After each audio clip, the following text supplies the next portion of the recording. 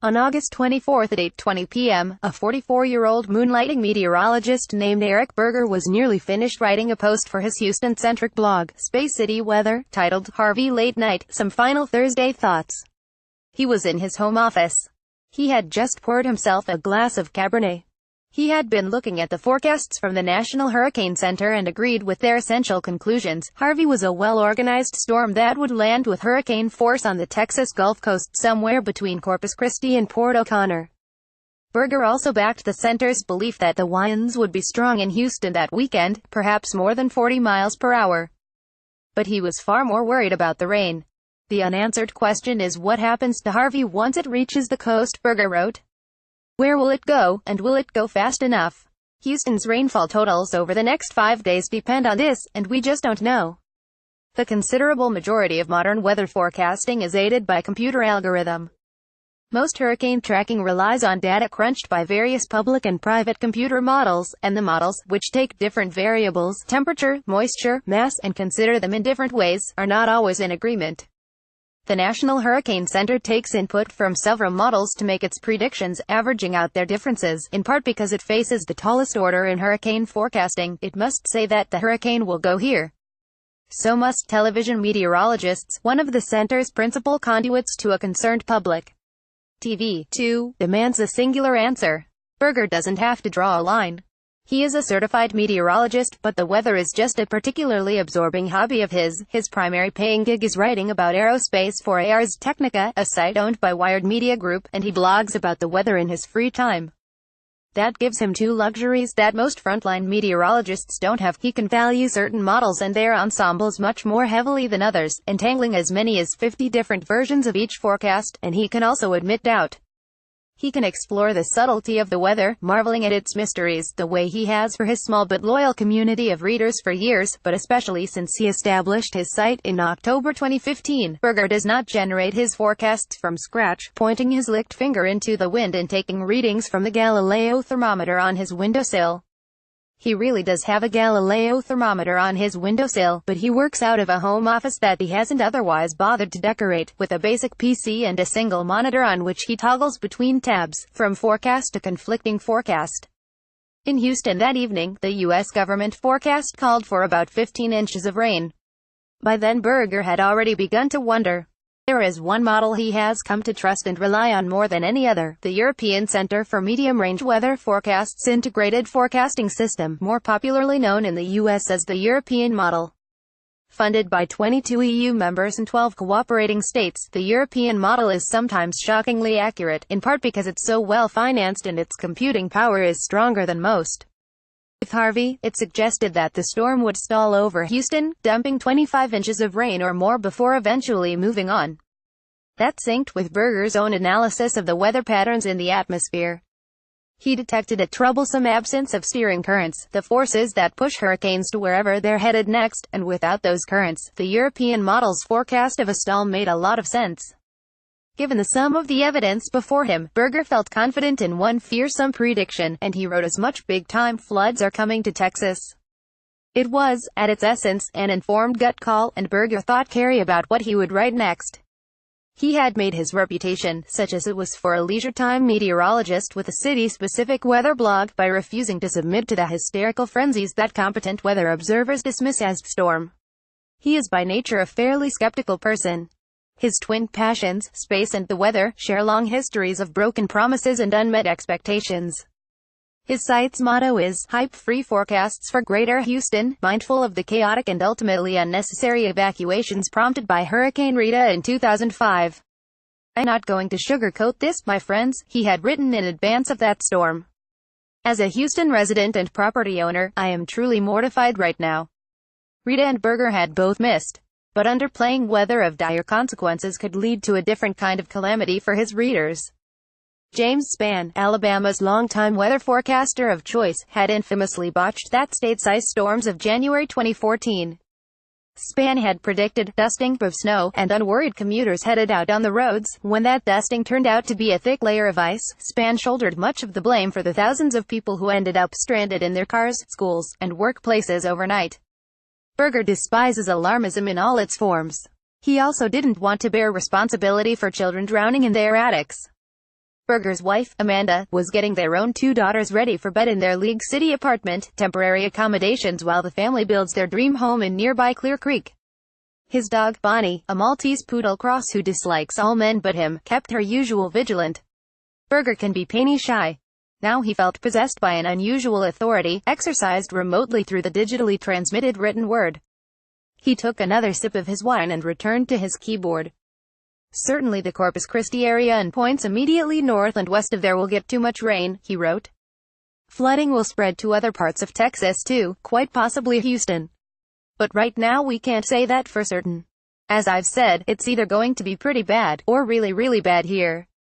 He posted his piece. His site normally averaged somewhere between 5,000 and 10,000 views a day. That particular entry received 207,334 over the next 24 hours. A shocked Berger surmised that his core readers were recommending him to their suddenly weather-concerned friends. He had become the center of a kind of storm within the storm. In the comments, one reader asked what Berger thought the rainfall totals might be in San Antonio, 200 miles to the west. Someone else asked about Colorado County, and another about the neighborhoods near Ellington Field. Another reader wondered whether her husband's flight out of Hobby Airport on Saturday morning might be delayed. A man named Petty James pointed out that Saturday night was the night of the big fight between Floyd Mayweather and Conor McGregor, and he wanted to know whether he should risk going to the local bar or pay to it at home. A woman named Deb Walters asked whether she should still have the party she had planned to host near Dacus on Saturday afternoon. I'd press ahead at this point, Berger wrote to her. Obviously if things turn ugly Saturday morning, you'll have to cancel. The following morning, Friday, August 25th, it started to rain, a few drops at first, and then a fairly steady shower. Harvey's leading edge had come to town, and the models, constantly updated, began to align. Harvey was nearly laser-precise in its construction and massive, and it was also a slow mover. The rain was going to be measured in feet, not inches. Berger sat down at his desk, no wine this time, and wrote another post. A very serious flooding situation is coming, he wrote. He wrote it 2 more times for emphasis. A very serious flooding situation is coming. A very serious flooding situation is coming. It was 3:15 p.m. He hoped Deb Walters had cancelled her party. Millions turned to Berger's Space City weather blog during the storm. Since 1980, there have been more than 200 weather and climate events in the United States that have each caused more than $1 billion in damage. 3 principal national bodies are charged with predicting their arrivals and effects.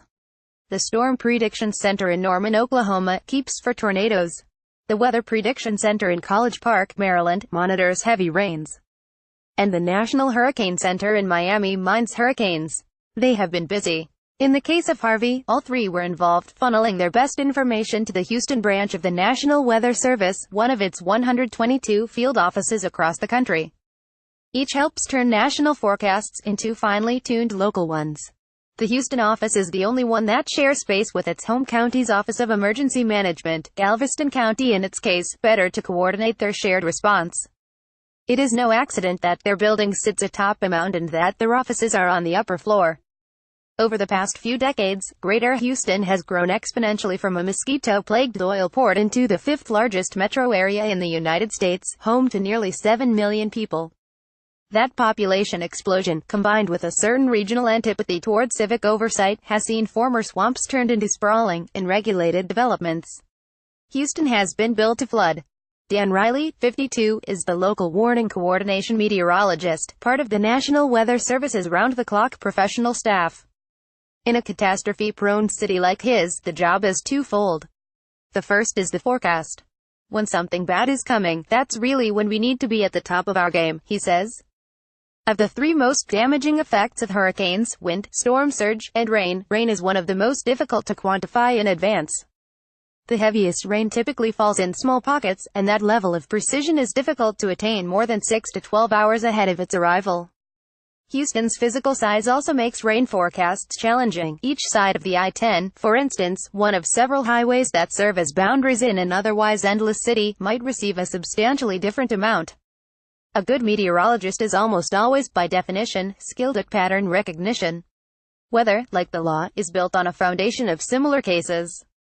Veteran meteorologists, Riley has been in the job for 24 years, mind their memories for analogs. In the early hours of Harvey, Riley's team began upping the National Weather Service's rain forecast to amounts that no one had ever seen: 25 inches, 30, and eventually 50, over a widespread swath of Houston.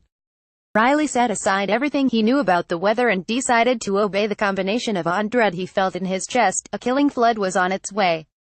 Somehow the warnings are different coming from him.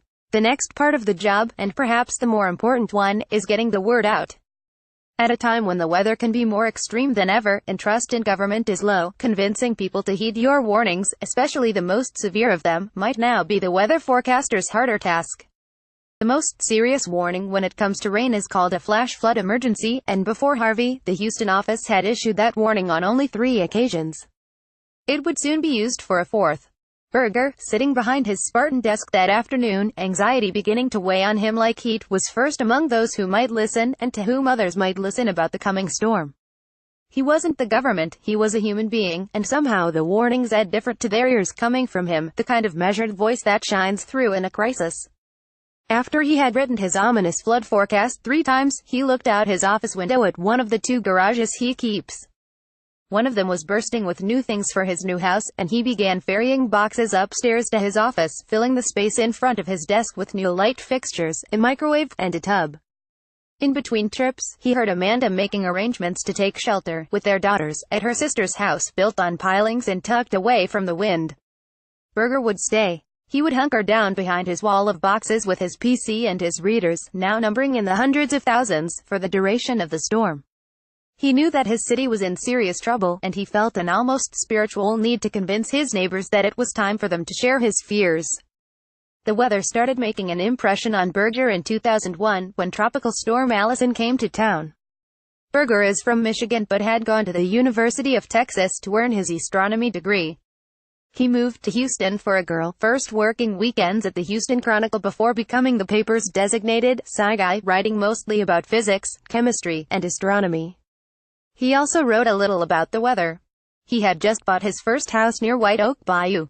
On June 8, a Friday night, what was it about storms and Friday nights, he went out with some friends to see a Bob Schneider concert. Allison had passed through Houston once already, but now it returned to take a second run at the city. Berger remembers that the rain on the roof drowned out Schneider, as though there was too much percussion in the mix. After the concert, he and his friends left to wander around Midtown, gawking at the water rising on the empty streets. Berger wrote about the storm. One of his stories, about the drowning deaths of tens of thousands of research animals in the basement of the Texas Medical Center, drew massive national readership. He began having visions. He saw a place for thoughtful written analysis of the weather. His discussions could be more timely and interactive than the forecasts printed in the paper itself. And unlike TV meteorologists, he needn't worry about ratings or being available to viewers only at certain designated times. In June 2005, he started his own blog on the Chronicle's site. He didn't yet have any meteorological training, he was just someone who liked talking about the weather. His colleagues called him Weather Boy. It was not a compliment. 3 months later came Katrina. Then came Rita. And 3 years later, Hurricane Ike.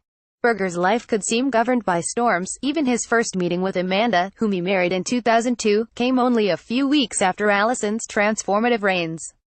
He convinced the newspaper to put him through a distance learning program at Mississippi State to earn his certification as a professional meteorologist. Modern technology and information dissemination have led to a democratization of weather forecasting, and that could mean compounding disaster in the wrong hands. Berger wanted to make sure his hands were the right ones.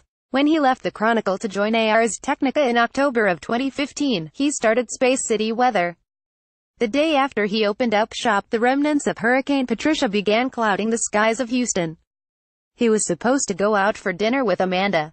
He worried his readers would feel he'd abandoned them in a time of need, and he couldn't help writing a post.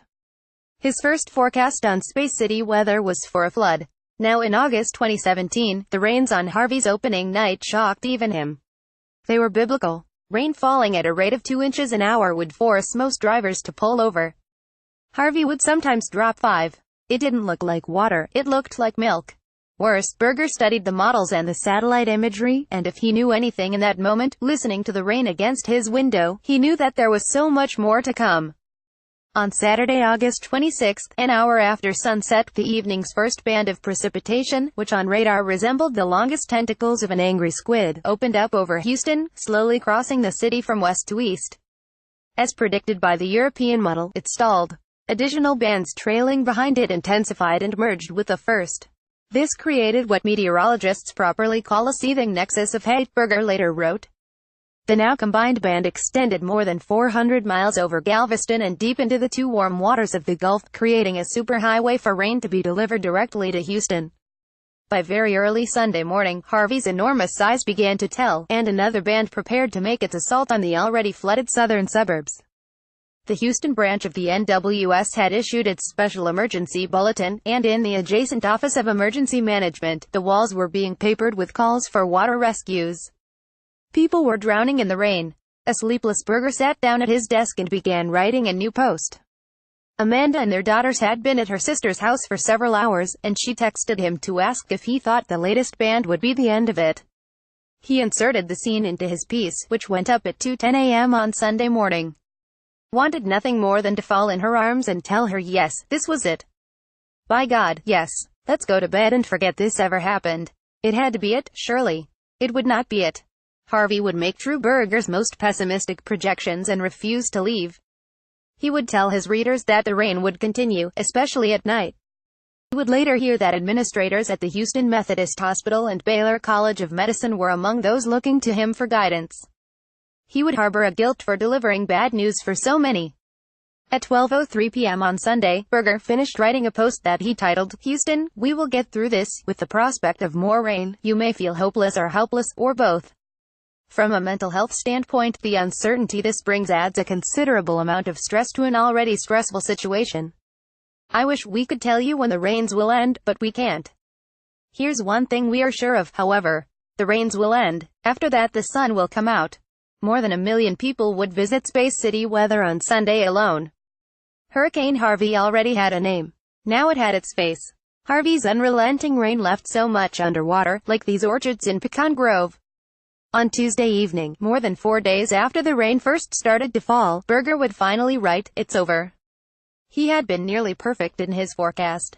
It hadn't been all that windy, so there weren't many roofs blown off or trees toppled, except in those few cursed places that were also visited by tornadoes. And there wasn't much local storm surge. The water didn't come rushing through Houston. It didn't arrive in walls the way it did in New Orleans with Katrina, one of the reasons Harvey directly killed 68 people, many in their cars, instead of an estimated 1,833 people, many in their beds. Harvey was a cataclysmic rain event, just as Berger had feared. He could have been wrong and his readers would have moved their furniture back downstairs and grumbled about the wasted effort. But he had been right, and thousands of his readers didn't have a downstairs anymore. A month after the storm, Berger dropped into his Hyundai Hybrid and went for a drive. He wanted to see the terrible reality that had accompanied his forecasts, as though he could use the reminder that Harvey really did do what it did, to Houston and to him. By then the last part of weather analysis, the accounting of the aftermath, was nearly complete. It had rained so hard for so long that Houston swamps and reservoirs and drainage canals filled up, which meant that the city's kitchens and living rooms and dens filled up next. Then the water drained away. In the time in between it made an estimated $75 billion in property irreparably wet. He headed south toward Dickinson, one of the worst hit areas. On some streets, every house had an enormous pile of debris out front. Everything that had been inside the house was now outside of it, rotting in the sun. Other streets had been picked clean, and they looked almost normal, except that through their windows, Berger could see that the otherwise pristine-seeming houses had been stripped down to the studs. There was a photograph that had made the rounds during the storm. It was of the flood-soaked residents of a nursing home, sitting on their loungers and walkers, water up to their chests. It seemed like a macabre piece of surrealist art. On his tour, Berger decided to visit that nursing home, La Vita Bella. Nearly everything that wasn't human in that photograph was now sitting out in the yard. The lamps, the chairs, and the popcorn machine from that haunting image melted in the piles of Satan sheetrock and carpet, relics of a viral infamy. They were joined by smaller but perhaps more significant losses: a stuffed animal, a deck of playing cards, a broken mirror, a lipstick and a rouge, a large print copy of Marley. At 12:03 p.m. on Sunday, Berger finished writing a post titled, "Houston, we will get through this." Berger had also lost a book in the flood. Before dawn on Sunday, lightning had lit up the sky, and he could see that water had reached his garages. He had mostly emptied one but not the other, not the one that contained his old things, his diplomas and his appetite for destruction poster and his boxes of books. He raced down and lifted up a box from the floor and its bottom fell out. A book titled From Dawn to Decadence by Jacques Barzin dropped into the water and disappeared. Berger had treasured that book, a massive 500-year history of Western civilization. Its French-born author had died in Texas in 2012. Barzin was 104 years old, and the book had been his life's work. Something about losing that particular book hit Berger harder than it might have. It was a metaphor for how easily even our monuments can be erased. He had written about the loss of that book and other things in a post that went up on Ars Technica early in the morning on August 30th, the Wednesday after the storm. The post was titled, "This is probably the worst U.S. flood storm ever, and I'll never be the same." The cardboard box had failed, he wrote, and the book had dropped into the murk. Almost immediately, a current from the rushing water beyond the garage door pulled the tome away, forever. Damn, I loved that book. An indescribably bad night had just gotten that little bit worse. Berger started receiving emails and notes from his grateful readers. They had saved some of their own treasures because of his warnings, and they felt they had a debt to settle. A copy of From Dawn to Decadence was eventually put into his hands by a stranger, a woman who had attended a talk he had overcome his nerves to give after the storm. That book now sits high and dry on a shelf in his office, a tiny reminder of the things that Harvey had taken, but also a reminder of the things it had delivered. The National Weather Service is part of a necessary and effective meteorological bureaucracy. It is staffed by thousands of people, by good and competent forecasters who care deeply about the weather and its effects on their communities. The NWS can offer its best daily guess, informed by their forecasters' computer models and professional experiences. It can give warnings and alarms. But the NWS can't talk about the weather the way human beings talk about the weather. It can't explore each of its uncertainties, almost reveling in the sweeping possibilities of hurricanes and their animal behaviors. It can't riff. More important, when the weather is at its worst, the National Weather Service can't comfort. Even though Dan Riley and his colleagues live and work in Greater Houston, even though they were plenty concerned during Harvey for their own families and homes, they can't issue a bulletin that says, "We're sick and tired of the rain, just like everyone else." They can't write, "The rains will end. After that the sun will come out." Only someone like Eric Berger can do that, providing a weather forecast that includes words like hope or sorry or maybe. Only someone like Eric Berger can employ our best technology in a way that still feels intimate and human scale, applying the wisdom of satellites to Deb Walters and her doomed party. Only someone like Eric Berger, looking out his window at the rain and willing for it to stop even though he knows that it won't be stopping anytime soon, can speak to a family seeing the water on its tortoise rise to their door, the winds threatening the entirety of their lives, and make them feel a little less alone in the storm. Update: after this article went to press, we heard from Deb Walters, one of the many people who sought Berger's advice just before Hurricane Harvey. Thanks to Berger's forecasts, Walters decided to cancel a house party she hosts every year for some members of Alcoholics Anonymous and ex-cons. It turned out to be a good call. Although Walters' house was spared, the surrounding streets flooded, which would have stranded the guests there for 3 days. "These folks are hysterical," she said, as in funny and lovable, but the type of people you invite to a party aren't necessarily the type of people you want to spend 3 days with. She finally hosted the shindig 3 weeks later, for a smaller crowd. The editor Chris Jones is a longtime magazine writer. He also wrote about the International Space Station. This article appears in the January issue. Subscribe now. Listen to this story, and other Wired features, on the AUDM app.